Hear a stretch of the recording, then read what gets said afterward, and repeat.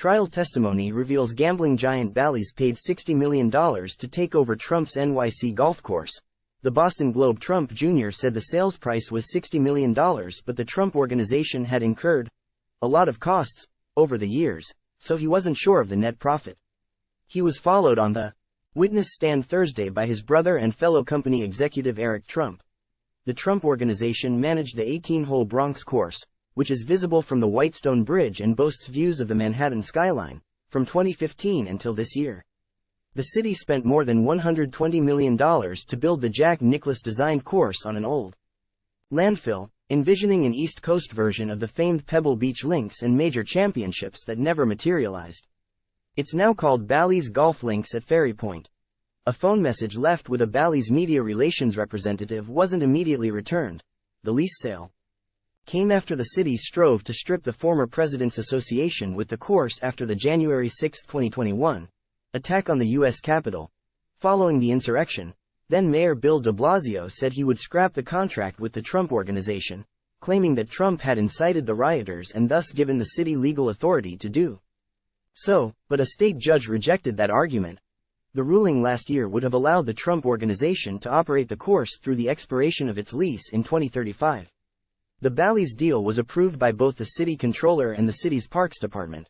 Donald Trump Jr., a Trump Organization executive vice president, was on the stand Thursday for a second day in the trial of New York Attorney General Letitia James's fraud lawsuit.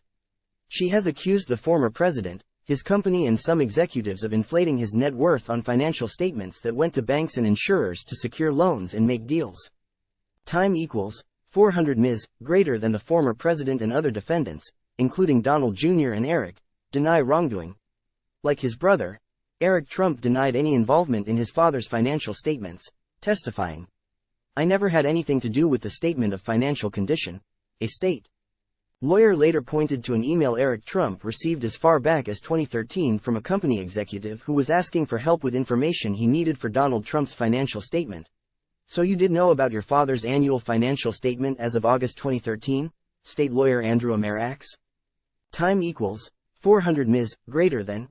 It appears that way, Eric Trump said.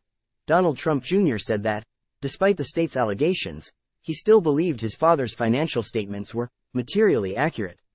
His father has said that, if anything, the numbers listed on the documents low-balled his wealth and the value of his skyscrapers, golf courses, and other properties.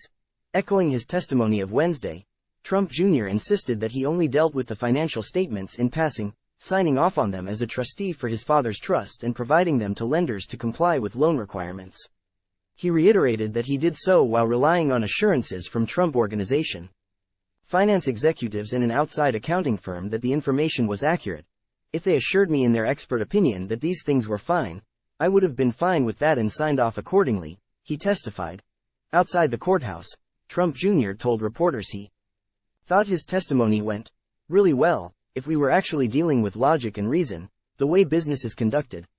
Unfortunately, the Attorney General has brought forth a case that is purely a political persecution, he said. I think it's a truly scary precedent for New York for me, for example, before even having a day in court. I'm apparently guilty of fraud for relying on my accountants to do, wait for it, accounting. Donald Trump, the former president and current frontrunner for the 2024 Republican nomination, is scheduled to testify Monday. He reiterated on his Truth social media site Thursday that he sees the trial as rigged, a miscarriage of justice, and election interference. James and Judge Arthur Engoron are Democrats.